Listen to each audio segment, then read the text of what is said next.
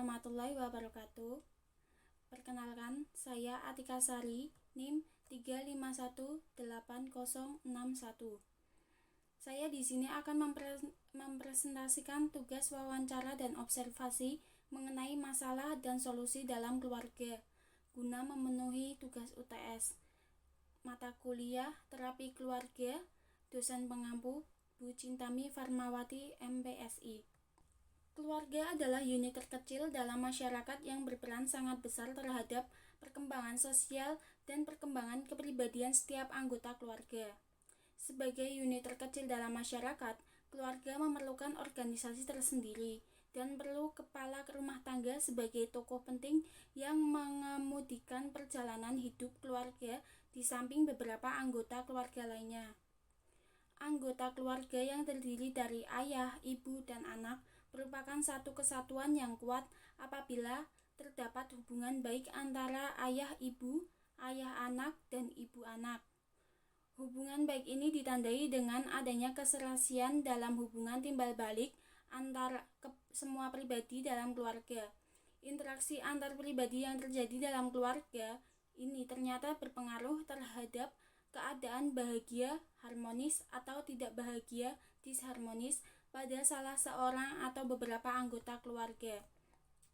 Sebuah keluarga disebut harmonis apabila seluruh anggota keluarga merasa bahagia yang ditandai oleh berkurangnya ketegangan, kekecewaan, dan puas terhadap seluruh keadaan dan keberadaan dirinya yang meliputi aspek fisik, mental, emosi, dan sosial seluruh anggota keluarga.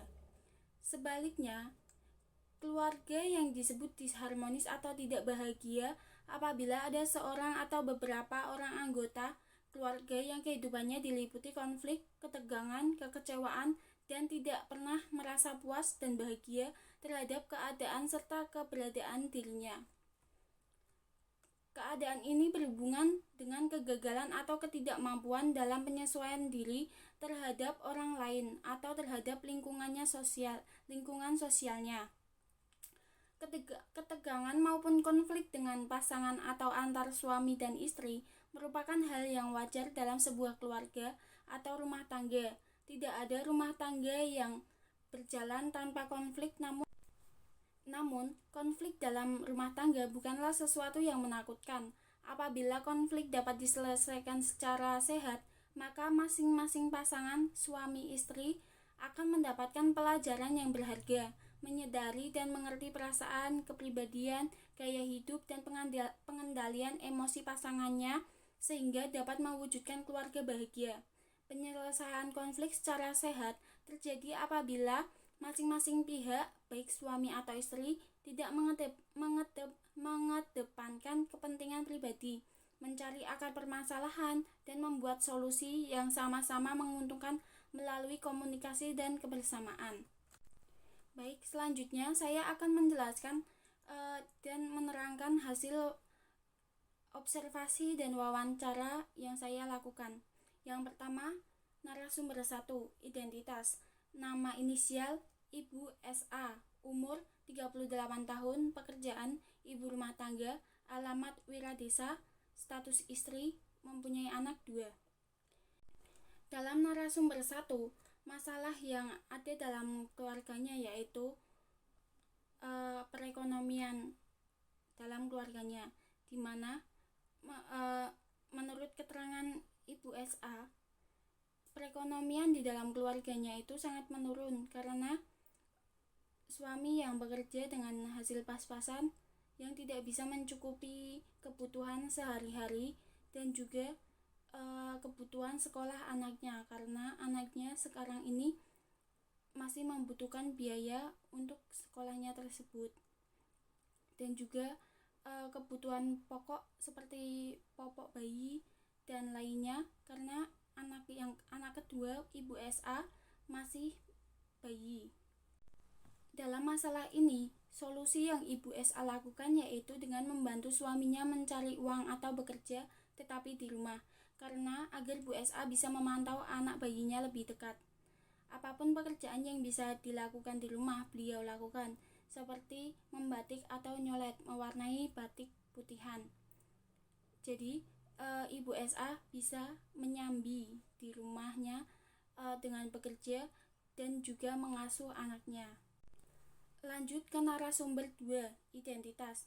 Nama Mbak Iroh, umur 26 tahun, pekerjaan buruh pabrik, status istri, anak belum ada, alamat Wiradesa. Di dalam wawancara yang saya lakukan dengan Mbak Iroh di rumahnya pada malam hari sehabis tarawih, Mbak Iroh berbincang-bincang mengenai masalah dalam keluarga kecilnya. Konflik yang dialami oleh keluarga Mbak Iroh sendiri yaitu tidak datang dari suaminya, maksudnya tidak dengan ekonomi atau yang lainnya, tetapi konflik yang dihadapi oleh keluarga Mbak Iroh yaitu datang dari mertua Mbak Iroh. Ya, karena pada usia pernikahan Mbak Iroh yang menginjak umur 3 tahun, belum juga mendatangkan anak atau cucu bagi mertua Mbak Iroh. Nah, disinilah konflik dalam keluarga Mbak Iroh bermula, di mana sang suami sering ditanyain ibunya terus tentang perkembangan anak, tetapi belum juga ada hasil. Dan kadang sang mertua menjelek-jelekan Mbak Iroh yang menuduh bahwa Mbak Iroh mandul atau penyakitan yang menyebabkan Mbak Iroh tidak bisa mempunyai anak. Padahal Mbak Iroh sendiri dengan suami sering melakukan pemeriksaan ke dokter kandungan guna mengecek apakah rahimnya sehat, dan hasilnya semua baik-baik saja.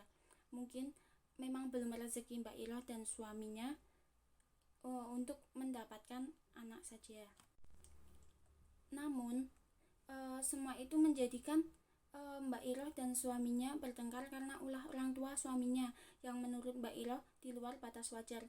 Sebagai anak, suami Mbak Iroh kadang mendukung atau membela ibunya, dan itu penyebab pertengkaran yang sering terjadi dalam keluarga Mbak Iroh.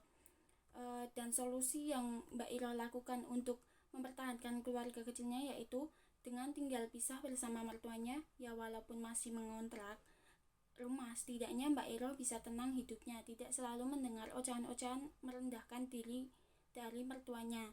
Dan juga Mbak Iroh melakukan promil atau program hamil dengan istiqomah mengonsumsi buah zuriat dan kurma muda, dan juga diselingi dengan berdoa meminta kepercayaan kepada Allah agar dititipkan anak untuknya dan suaminya. Selanjutnya narasumber yang terakhir yaitu yang ketiga, identitas. Nama Ibu Sari, umur 48 tahun, pekerjaan dagang, anak 4, alamat Wiradesa. Dari hasil wawancara yang saya dapat bersama Ibu Sari, yaitu pada sore hari di rumahnya, Ibu Sari bercerita tentang masalah keluarganya yang sekarang dihadapi, dan juga beliau meminta pendapat saya untuk masalahnya tersebut, karena beliau tahu jurusan kuliah yang saya ambil itu berhubungan dengan penyelesaian masalah. Jadi, masalah yang sedang dihadapi oleh keluarga Bu Sari yaitu datang dari anak nomor 2 Bu Sari, di mana anak nomor 1 Bu Sari perempuan berusia 23 tahun dan sudah berkeluarga, anak kedua laki-laki berusia 19 tahun, dan ketiga laki-laki juga berusia 15 tahun, dan anak yang terakhir keempat perempuan berusia 12 tahun. Masalah dari keluarga Bu Sari yaitu pada anak kedua yang berusia 19 tahun tersebut, karena anak Bu Sari ini termasuk anak yang sangat bandel sekali, sering membuat onar di kampung maupun di luar kampung. Bisa dibilang anak kedua Bu Sari itu sudah menjadi anak pang yang sering berkeliaran di jalanan atau suka naik truk-truk yang melintas di jalan Pantura atau bonek. Anak kedua Bu Sari sering sekali tidak pulang sampai beberapa hari, dan itu kadang yang memicu keributan antara Ibu Sari dan suaminya, yaitu di mana mereka saling menyalahkan satu sama lain karena tidak kebejusannya mendidik anak mereka. Sering sekali rumah beliau kedatangan orang yang tidak dikenal dan mengaku mengenal anaknya tersebut, dan sering meminta pertanggungjawaban atas perbuatan anaknya yang merugikan orang tersebut. Seperti anaknya pernah membawa pergi motor temannya, dan temannya meminta ganti rugi dengan mendatangi rumahnya dan bertemu dengan Bu Sari atau suaminya. Hal tersebutlah yang menjadi pemicu masalah besar dalam keluarga Bu Sari, anak yang tidak tahu diri yang bisanya hanya menyusahkan orang tuanya saja. Tetapi walaupun demikian, Bu Sari tetap menyayangi anaknya tersebut, karena dilihat dari raut wajah khawatir saat Bu Sari bercerita anaknya tidak pulang beberapa hari, dan Bu Sari berusaha mencari keberadaan anaknya tersebut dengan cara menanyakan pada temannya atau menelponi HP anaknya tersebut. Dan solusi yang digunakan oleh Ibu Sari untuk menyelesaikan masalahnya ya walaupun tidak terselesaikan tuntas tapi mencegah solusi tersebut agar tidak berlarut-larut, yaitu Bu Sari hanya menghindarkan anak ketiga dan keempat Bu Sari dari pergaulan anak keduanya, yaitu Bu Sari mendidik anaknya tersebut dengan agama yang kuat dan perhatian yang ekstra agar anak Bu Sari tidak bersifat seperti kakaknya.